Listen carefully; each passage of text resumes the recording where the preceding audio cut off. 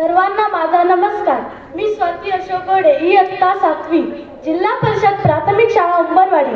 विषय जगी सर्व सुखी असा कोण आहे. जगी सर्व सुखी असा कोण आहे. विचारी मना तूच शोधून पाहे. जय जय रघुवीर समर्थ. संत रामदास स्वामींनी विचारी मनाला तसे का बरं म्हटले आहे. मित्रो, सगळेजण सुखासाठी धडपड करत असतात, पण सुख हे मृगजळासारखे असते. हाती आले असे वाटते न वाटते तोच ते निष्ठून जाते. प्रयत्न करणारा सुखाचा हकदार आहे, परंतु जो असा दिवस घालवतो तो सुद्धा सुखाची अपेक्षा करतो. मंडळी, सुख सुख सुख सुख म्हणजे नक्की काय असतो. प्रत्येकाच्या सुखाच्या कल्पना ह्या वेगळ्या असतात. सुख हे मानण्यावर असते. माणसाच्या मनात सुख आणि दुःखाच्या कल्पना रुजलेल्या असतात. मनासारखी गोष्ट घडली तर सुख आणि मनाविरुद्ध घडली तर दुःख, निराशा असं असतं माणसाचं मन. माणसाचं सगळं आयुष्य घडतं बिघडतं ते त्याच्या मनामुळे. म्हणून तर संत रामदास स्वामींनी मनुष्याच्या मनावर जास्त भर दिलाय.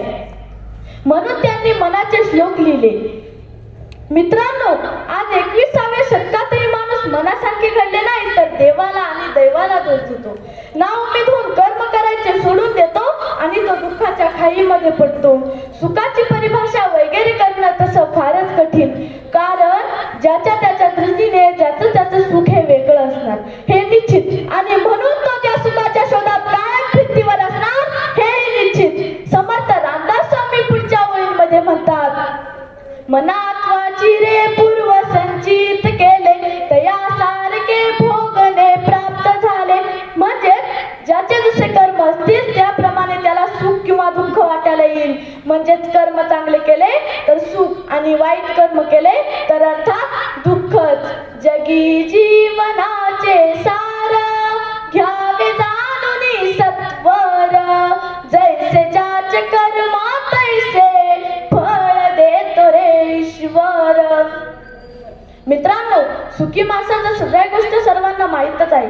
मला तर केव्हा केव्हा विचार केला तर खरंच असं वाटतंय की खरोखर असा एखादा जादूचा सदरा असावा जो अंगात घातला की कोणत्याही परिस्थितीत माणूस सुखी आणि आनंदी राहील. सुख हे शेवटी ज्याच्या त्याच्या मानसिकतेवर अवलंबून असते.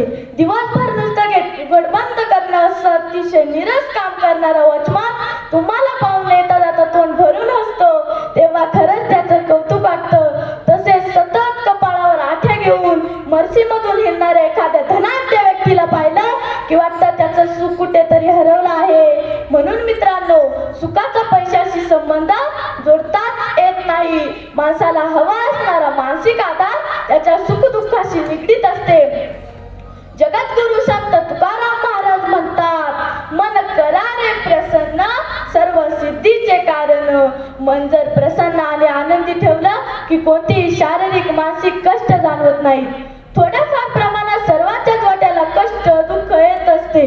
त्यावेळी मन जर प्रसन्न आणि आनंदी ठेवलं की सुख आपोआप आपल्याला शोधता येतं. कारण सुखाची खरी गुरुकिल्ली समाधानात आहे. कोणी म्हणतं सुख हे भोगण्यापेक्षा समजण्यात अधिक असते, परंतु ही समज जेव्हा मानवात येईल तेव्हा या जगातून दुःखच नाहीसे होईल.